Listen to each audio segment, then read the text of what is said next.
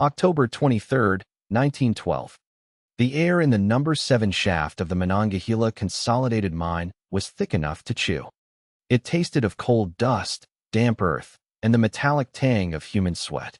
For the men who worked this deep, more than 1,000 feet beneath the rolling hills south of Pittsburgh, this was the taste of life itself. It was the taste of the $1-a-day wage that fed their families, the soot that permanently lined their lungs, and the ever-present darkness that clung to them long after they surfaced. Thomas O'Malley, a shifter with 15 years of his life already given to the belly of the earth, knew this darkness intimately. He knew its sounds, its smells, its moods. He knew the groan of the timber supports under the immense weight of the world above, the scuttling of rats in the abandoned galleries, and the rhythmic, percussive heartbeat of the mine, the chip-chip-chip of a dozen pickaxes against the Pittsburgh seam. But on this day, the rhythm broke. His partner for the shift was a young Polish immigrant named Jakub, barely 20 years old, with eyes that still held a flicker of hope that hadn't yet been extinguished by the gloom. They were working a new face, pushing deeper into a section of the seam the company surveyors had marked as particularly rich. The coal here was dense, glossy, and broke away in satisfying sheets. It was good work, honest work, until it wasn't. It was O'Malley's pick that struck it first. The sound was all wrong. Instead of the familiar, dull thud of steel biting into carbon, there was a high-pitched, resonant clang that vibrated up the hickory handle and into the bones of his arms. It was a clean, sharp sound, like a blacksmith's hammer on a perfectly forged anvil. It didn't belong here. Nothing made that sound in the deep earth. Jakub stopped, his own pick held aloft. "What was that, Tom?" O'Malley didn't answer. He ran a gloved hand over the coal face, his fingers searching. He swung again, lighter this time, aiming for the same spot. Clang. The sound echoed in the narrow passage. It was pure, almost musical. He scraped away the loose coal with the side of his pick, his breath catching in his throat. Underneath the black dust was something else. Something smooth. Something that shone with a soft, internal luster under the flickering light of their carbide lamps. It wasn't rock. It wasn't a stray deposit of iron pyrite or quartz. It was a surface, perfectly flat, with a color like polished obsidian but without the coldness of stone. It seemed to absorb the light and give it back with a gentle, oily sheen. "Mother of God," Jakub whispered, leaning in closer. Together, they worked frantically, not like miners now, but like archaeologists, their picks and shovels used with a newfound delicacy. They cleared a larger area, their movements growing more urgent with every inch of the impossible object they uncovered. What they revealed was not a boulder or a geological anomaly. It was a wall. A perfectly constructed wall of seamless, interlocking blocks, each the size of a carriage. The joinery was so precise that not even a razor blade could be slipped between them. The material felt strangely warm to the touch, and it hummed with a low, almost subaudible vibration that they felt more in their teeth than they heard with their ears. There were markings. Etched into the surface were lines and symbols unlike anything O'Malley had ever seen. They were not letters, not hieroglyphs, but complex geometric patterns that seemed to shift and writhe in the unsteady lamplight. They were elegant, purposeful, and utterly alien. They had breached a tomb, or a temple, or something for which they had no name. The mine foreman, a hard-nosed company man named Fitzwilliam, arrived 20 minutes later, his face a mask of annoyance at the unscheduled stoppage. The annoyance melted into slack-jawed disbelief. He touched the wall, just as they had, and snatched his hand back as if burned.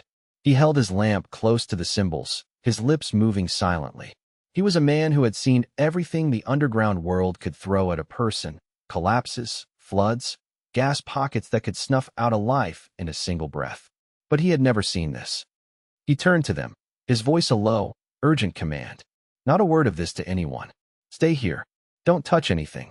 Fitzwilliam scrambled back toward the surface, and an unnatural silence fell over the passage, broken only by the dripping of water and the low thrum of the wall. An hour passed, then another. The shift was supposed to have ended, but no one came to relieve them. The air grew stale. Then they heard the sounds. Not the familiar rumble of the coal carts or the shouts of other miners. This was different. The sound of heavy-booted men, their voices clipped and authoritative, echoing from the main shaft. These were not miners' voices. A group of men in dark suits, their city shoes slipping on the muddy ground, arrived at the passage. They didn't look like they belonged in a mine. Their faces were grim, their eyes cold and assessing. With them was a man O'Malley recognized from the newspapers, a high-level executive from the Pittsburgh Consolidated Coal Company, a man who never set foot below ground. And behind them, two more men in plain, durable clothes, carrying not mining equipment, but heavy canvas bags and instruments O'Malley couldn't identify.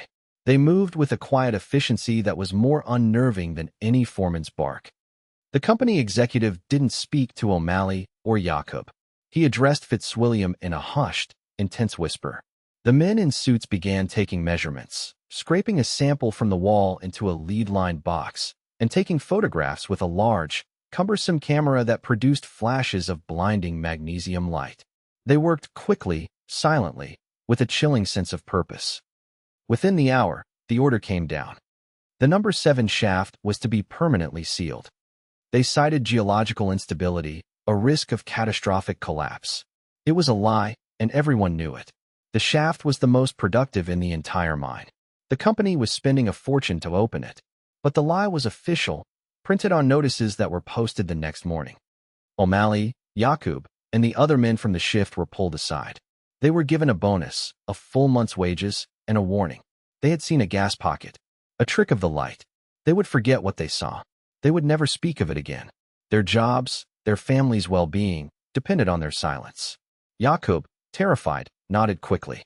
O'Malley, older and more defiant, met the executive's gaze and saw nothing there but cold, hard finality.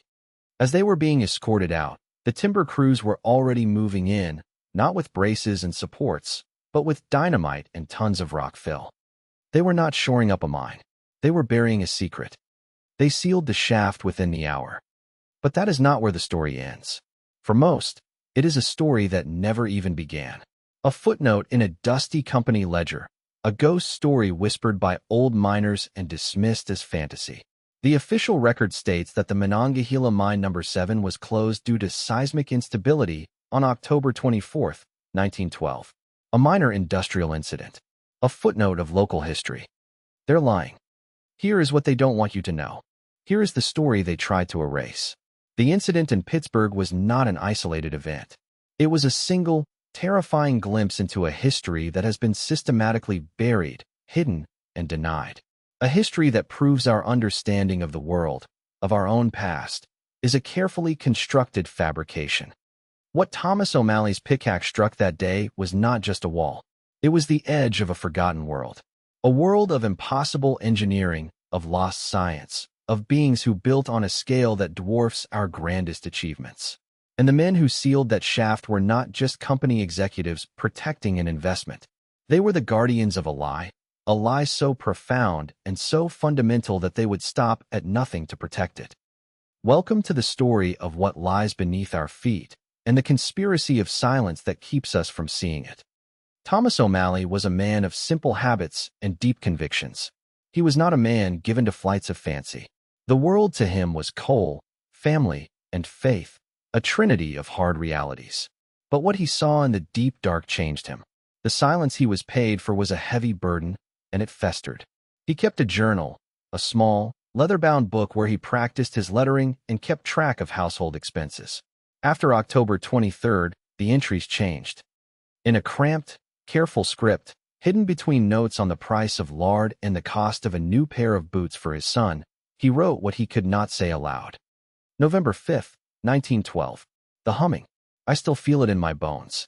At night, when the house is quiet, I can feel that wall. It was not dead stone. It was alive, like a sleeping beast. The men in the suits knew. Their eyes were not surprised. They were afraid. November 18th, 1912. Jacob is gone. His family says he went back to the old country. Packed in the middle of the night. Fitzwilliam told me it was for the best. He looked me in the eye when he said it. He was warning me. A man doesn't just leave a good job and a new life without saying goodbye to his friends. December 12th, 1912. I saw one of them again. One of the men from the mine. Not a company man. The other kind. He was standing across the street from the church, just watching. He wasn't watching the church. He was watching me. When I saw him, he just turned and walked away. They are making sure we keep our mouths shut. O'Malley's fear was justified. He had stumbled into a theater of suppression that had been playing out for decades, perhaps centuries. The pattern was always the same. An accidental discovery. A brief period of wonder and confusion. And then the swift, silent, and ruthlessly efficient cover-up. Think about it. How many stories have we heard from the fringes? Tales of strange discoveries made during excavations for canals, for railways, for the foundations of our modern cities. They are dismissed as folklore, as tall tales told by uneducated laborers. But are they? Let's go back a few years, to 1891, in Crittenden, Kentucky. A crew of miners, extending a shaft in a rural coal mine, broke through into a vast, undiscovered cavern. The official report, briefly noted in the Lexington Herald, speaks of a remarkable natural grotto. But the local stories, the ones passed down through generations, tell a different tale. They speak of a city. A subterranean city of cyclopean stone structures, paved avenues, and a great central plaza containing a monolithic statue of a figure that was not quite human. The miners who found it were sworn to secrecy. The mine was declared unsafe and flooded, its entrance dynamited and buried under 1,000 tons of earth. The official reason, a dangerous fissure in the water table. The truth, they found something that didn't fit the approved timeline of history. Or we can look to West Virginia, in 1908. While blasting for a new railroad tunnel through the mountains, workers uncovered a series of interlinked chambers containing what they described as metallic, woven sheets. The material was reportedly as thin as paper, yet impossible to cut or tear. It was covered in the same kind of geometric, unfamiliar script that O'Malley would see for years later. A team of government geologists arrived from Washington. They confiscated the sheets, declared the area a site of unique but unstable mineral deposits, and rerouted the entire railway line 5 miles to the south, at a cost of millions of dollars. The original tunnel was filled with concrete. The story vanished from the papers. This wasn't just happening in coal country. It was happening everywhere. And it wasn't just industry. It was academia, too. The very institutions we trust to preserve and interpret our past were, and are, the most active agents of its suppression. Enter Professor Alastair Finch. In 1912, Finch was a rising star in the geology department at the Carnegie Institute of Technology in Pittsburgh. He was a brilliant, if somewhat eccentric, mineralogist with a reputation for challenging established dogma. Thomas O'Malley, haunted by what he had seen, knew he couldn't go to the company or the police. But a man of science, a professor, might listen. In secret, O'Malley had pocketed a small, sharp fragment of the wall that had broken off when his pick first struck it. It was a foolish, dangerous thing to do, but he couldn't help himself. He needed proof. He needed someone to tell him he wasn't crazy. He managed to get a meeting with Professor Finch under the pretense of having found an unusual meteorite. In the privacy of his university lab, O'Malley laid the fragment on the desk. It was a shard no bigger than his thumb, a sliver of the polished black material. Finch was initially skeptical, but then he picked it up. His professional curiosity turned to fascination and then to outright astonishment. The fragment was impossibly dense for its size. It was warm, humming with that same subtle energy O'Malley felt. Under a microscope, its crystalline structure was perfectly uniform, something never found in nature. It was manufactured. He tested its hardness. Diamond-tipped drills couldn't scratch it. He subjected it to electrical currents. It didn't conduct electricity, but instead seemed to neutralize the charge, creating a small, localized field of dead air around it. Finch knew he was holding something that could rewrite the books on materials science, on geology, on history itself. He listened intently to O'Malley's story, his initial skepticism giving way to a dawning, thrilling horror. He promised O'Malley he would investigate, that he would bring this to light. It was a promise he would come to regret. Finch prepared a preliminary report, cataloging the fragment's impossible properties. He theorized that it was a form of geopolymer, a synthetic stone cast from a highly advanced formula, but with an energy signature he could not explain. He presented his findings at a closed-door meeting with the university dean and a visiting benefactor from the Smithsonian Institution. The reaction was not what he expected. There was no excitement, no academic curiosity. There was only a cold, dismissive silence. The dean suggested he was overworked, that he had perhaps made an error in his analysis. The man from the Smithsonian smiled a thin, condescending smile and spoke of natural basalt formations and the imaginative tendencies of the working class. They told him, in no uncertain terms, to drop the matter. They confiscated the fragment, classifying it as university property. Finch was furious. He refused. He threatened to go to the press, to publish his findings independently. That was his final mistake. Within a month, his funding was pulled. His research assistants were reassigned. A formal review was launched into his unorthodox methodologies. Colleagues he had known for years suddenly wouldn't meet his eye in the hallway. Rumors began to circulate about his mental instability, his professional misconduct. A year later, Alastair Finch, one of the most brilliant minds in his field, was denied tenure and quietly dismissed from the Carnegie Institute. He died in obscurity in 1934, a broken man who spent his last years writing rambling, unpublished papers about a lost science and a conspiracy of silence. His official academic legacy was erased. His work was buried, just like the wall under the hills of Pittsburgh. They silenced the witness. They silenced the expert. They do this because they have to. Because the truth that men like O'Malley and Finch stumbled upon is not just a challenge to a few historical dates or geological theories. It is a challenge to the entire foundation of our civilization. So what is this truth? What was the wall? Who were the builders? To answer that, we have to be willing to ask a very dangerous question. What if what we call geology is, in fact, archaeology?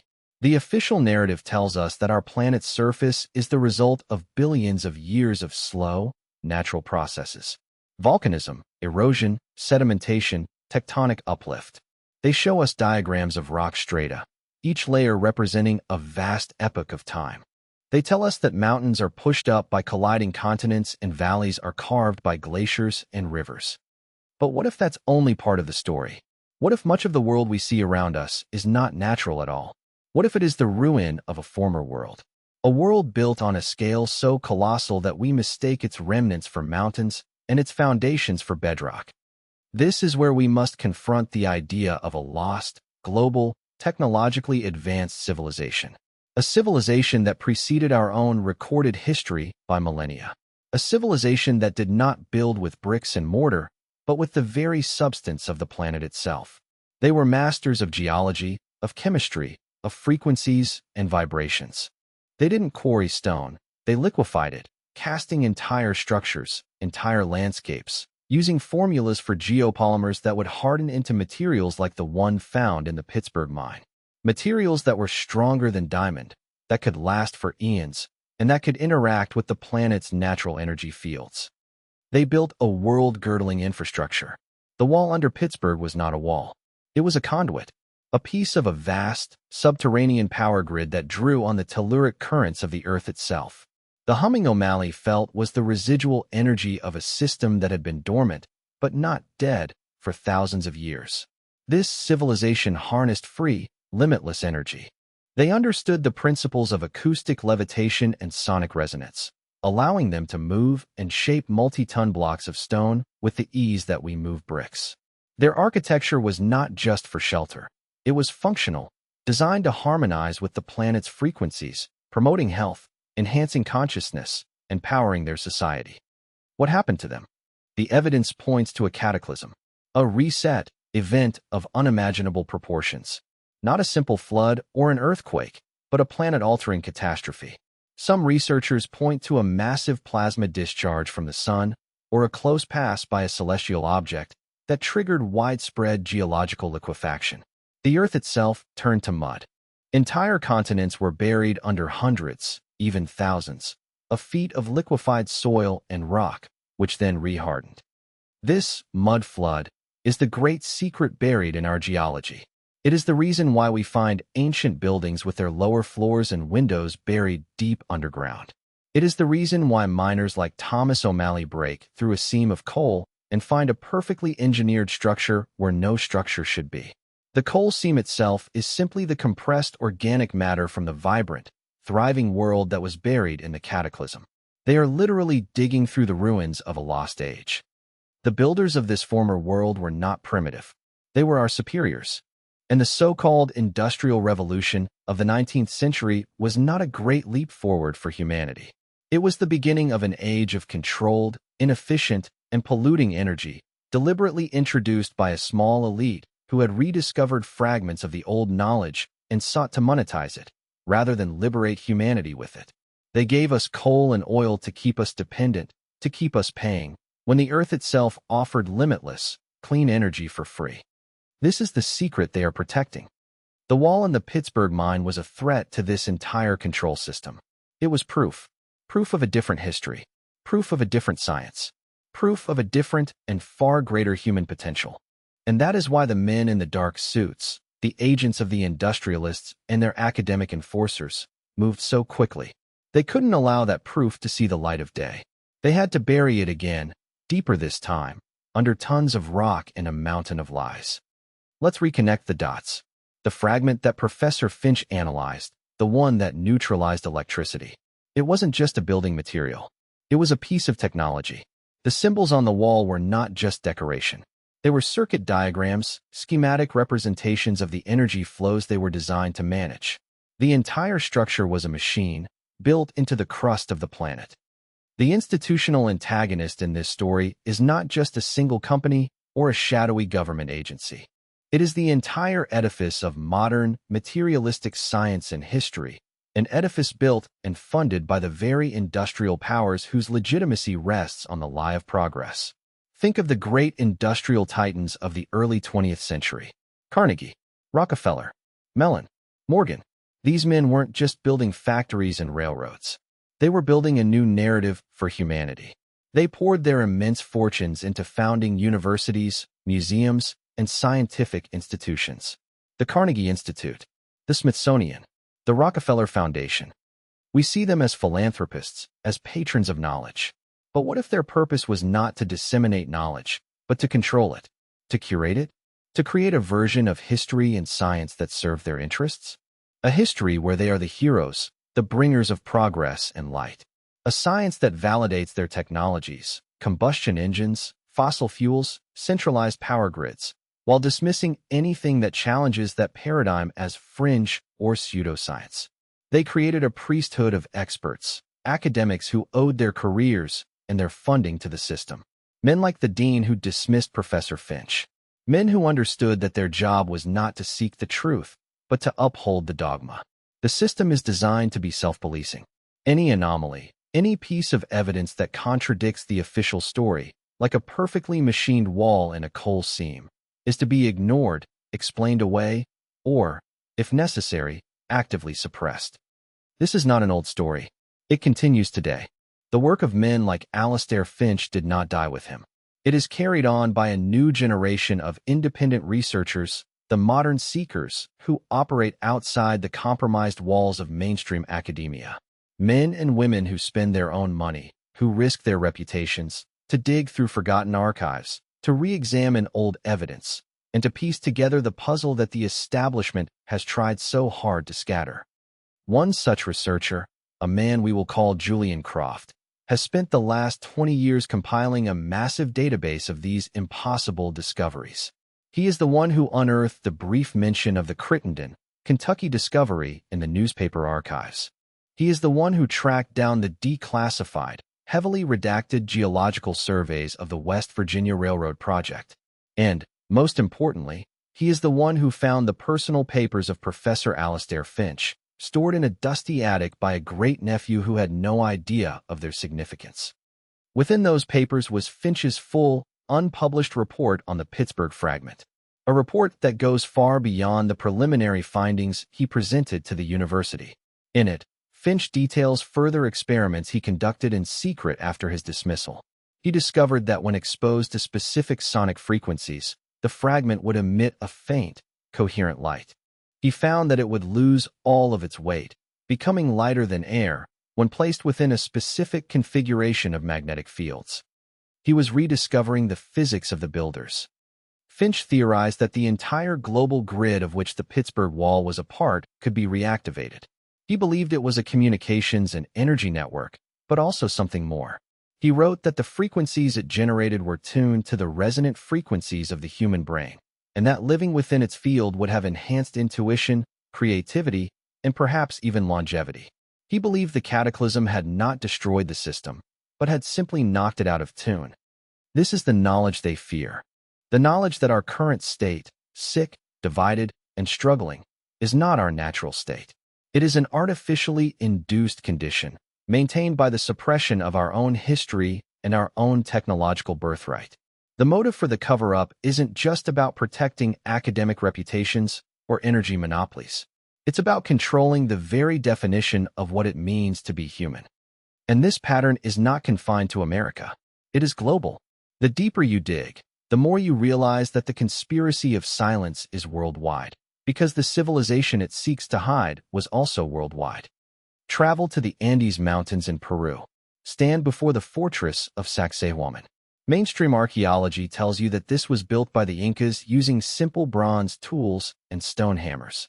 They tell you that the multi-ton, polygonal stones were dragged for miles by sheer manpower and fitted together so perfectly by a process of trial and error. Look closer. The stones are not just fitted together. They are fused. In some places, the rock appears to have been melted, softened like clay, and molded into place. The corners are not chiseled. They are as sharp and precise as if cut by a laser.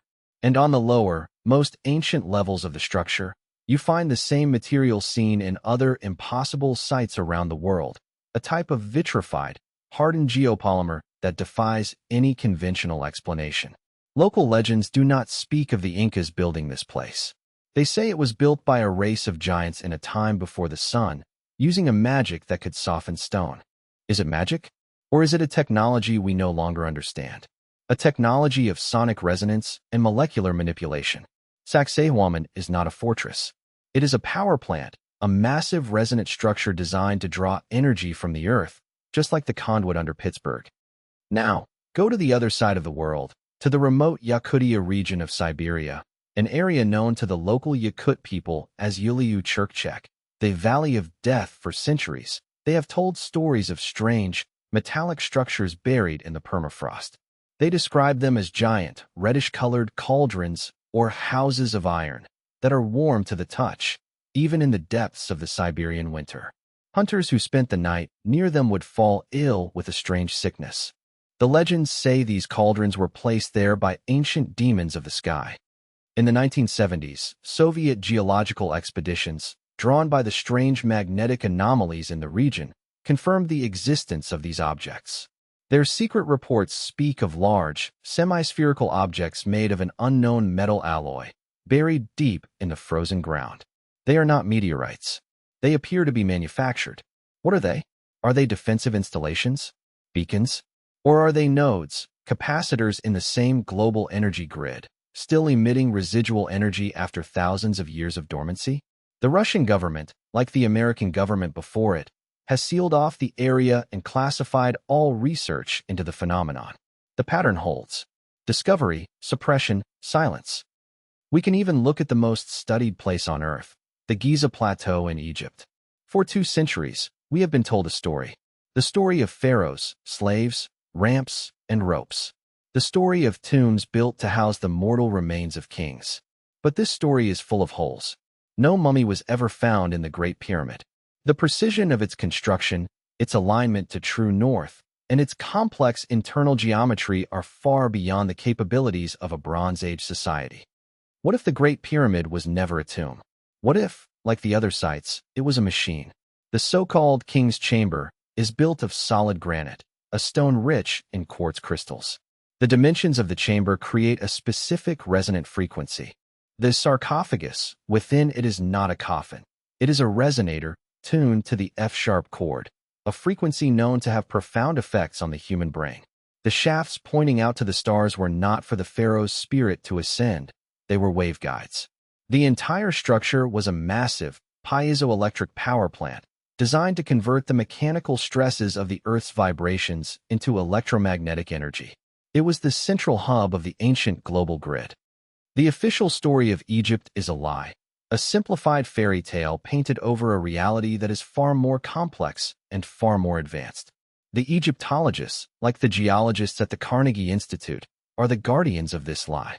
They ignore the evidence that doesn't fit: the drill cores, the precision-cut stone boxes of the Serapeum, the depictions of what looks like electrical technology in the Temple of Dendera, because to acknowledge it would be to admit that their entire field is built on a false premise. From Pittsburgh to Peru, from Siberia to Egypt, the evidence is overwhelming. We are living on the ruins of a highly sophisticated, globally interconnected civilization. A civilization that was all but wiped out in a cataclysm that buried their world under ours. But there is a crucial difference in the Pittsburgh case. In most of these other locations, the ruins, however misunderstood, are on the surface. They can be seen, studied, and misinterpreted as primitive temples or tombs. But in the Monongahela mine, they didn't find a ruin. They broke into a part of the system that was intact, preserved, perhaps even still partially functional. It wasn't a dead relic from the past. It was a living piece of technology. This is why the suppression was so absolute and so immediate. A ruin can be explained away. A working machine cannot. The implications are staggering.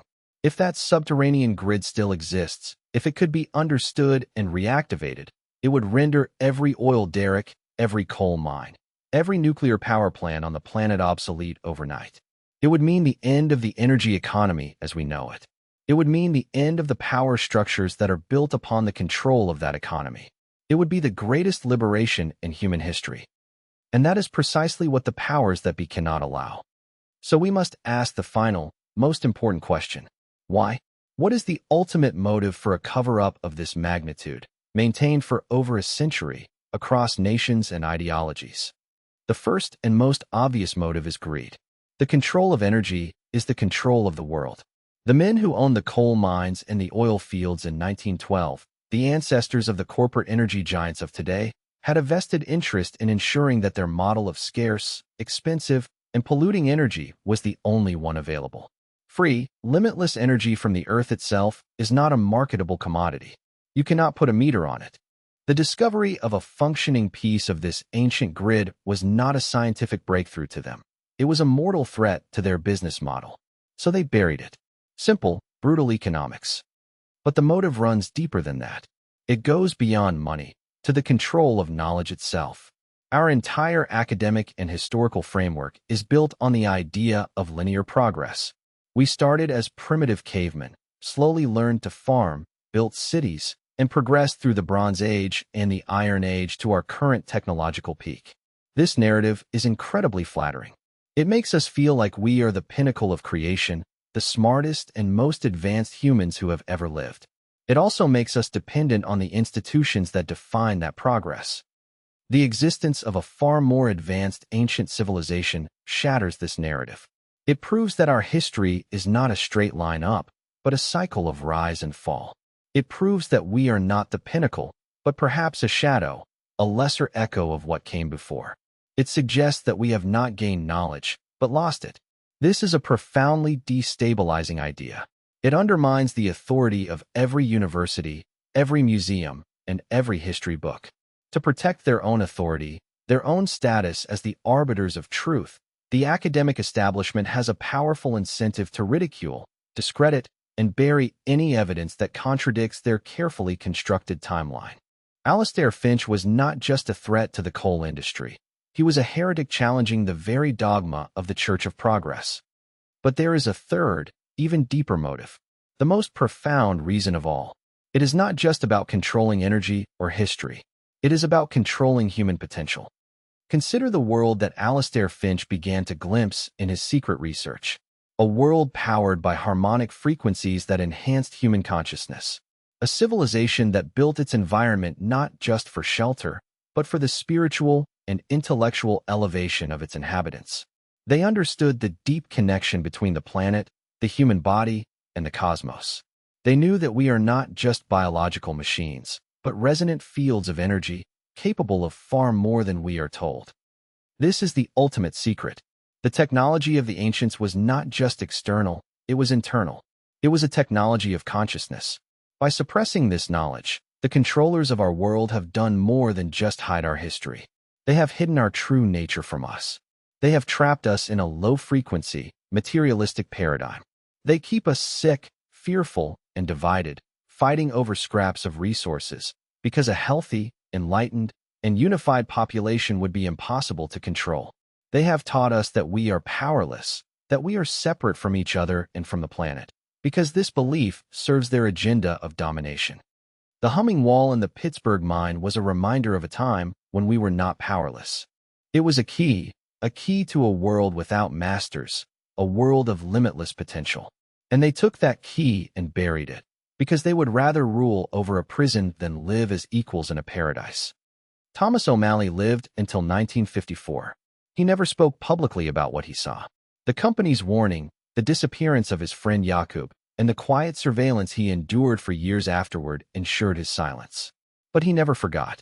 He kept his journal, and in the final years of his life, suffering from the black lung disease that was the miner's curse, he wrote one last entry. His hand was shaky, the script barely legible, but the words are a testament to a truth that refused to die. April 11, 1954. The doctors say there is not much time left. The dust has finally claimed me. But it is not the darkness of the coal I see when I close my eyes. It is the light, the soft light that came from inside that wall. The men in suits, they took the rock. They filled the shaft. They paid us to forget. But they could not take the sound.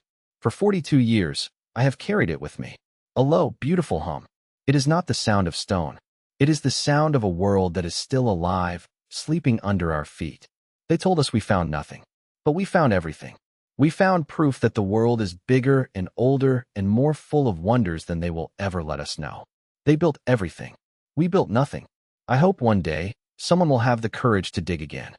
The truth, like a river, can be dammed and diverted, but it cannot be destroyed. It will always seek a way to the surface. The evidence is not just in a sealed mine shaft in Pennsylvania. It is everywhere. It is in the impossible megaliths that litter our planet. It is in the ancient myths and legends from every culture that speak of a golden age, of sky gods, and of a great flood. It is in the very ground beneath our feet, the bedrock that is not bedrock, the mountains that are not mountains. The planet itself is the ultimate witness, and it is beginning to speak again. The lies are cracking. The carefully constructed walls of the official narrative are beginning to crumble. People are waking up. They are asking questions. They are looking at the world with new eyes and seeing that the story we have been told simply does not add up. They didn't just seal a mine shaft in 1912. They buried a key to a world without masters.